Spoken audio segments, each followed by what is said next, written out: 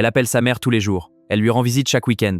Elle a annulé des vacances, des soirées, des projets. Et pourtant, à chaque fois qu'elle raccroche, il y a cette phrase. Tu aurais pu rester plus longtemps. C'est tout ce qu'elle trouve à dire. Il existe des parents qu'on ne peut pas remplir, pas parce que leurs enfants ne font pas assez, mais parce que le vide en eux c'est antérieur. Il existait avant l'enfant, il existera après. Ce n'est pas un manque d'amour filial qui creuse ce gouffre, c'est un gouffre que rien et personne ne peut combler. Le mécanisme est toujours le même. L'enfant fait, le parent reçoit, puis le parent fait avec de la gratitude, avec une nouvelle attente. Tu aurais pu appeler plus tôt. C'était bien, mais la dernière fois tu avais fait mieux. Je veux pas te déranger, mais l'enfant repart avec le sentiment d'avoir échoué. Encore. Ce n'est jamais dit frontalement. Ce serait trop visible, trop facile à nommer.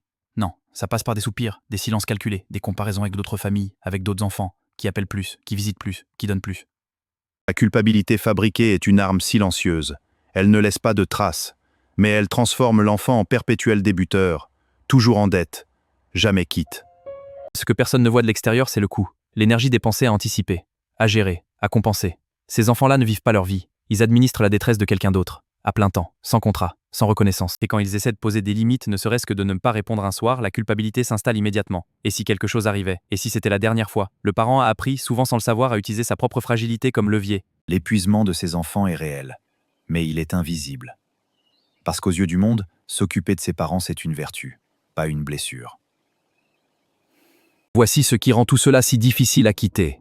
Ces parents aiment leurs enfants, à leur façon, avec leurs outils, avec leurs blessures. Ils ne calculent pas. Ils ne planifiaient pas la manipulation. Ils sont simplement devenus incapables de recevoir sans immédiatement vouloir plus.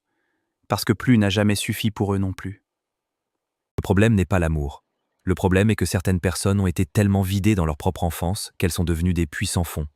Et qu'un puits sans fond, même rempli avec amour, reste un puits sans fond. On ne peut pas remplir ce qui a été vidé avant nous. On peut donner, on peut être là, on peut aimer, mais on ne peut pas guérir la blessure de quelqu'un d'autre en se vidant soi-même. Ce n'est pas de l'égoïsme, c'est de la survie.